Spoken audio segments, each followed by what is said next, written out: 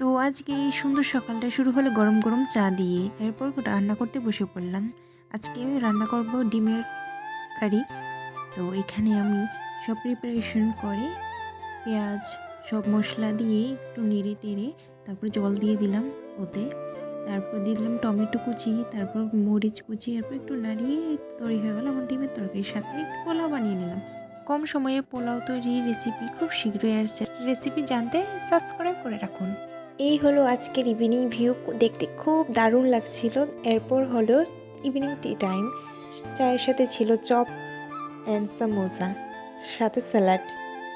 এই ছিল আজকের ইভিনিং স্ন্যাক্স।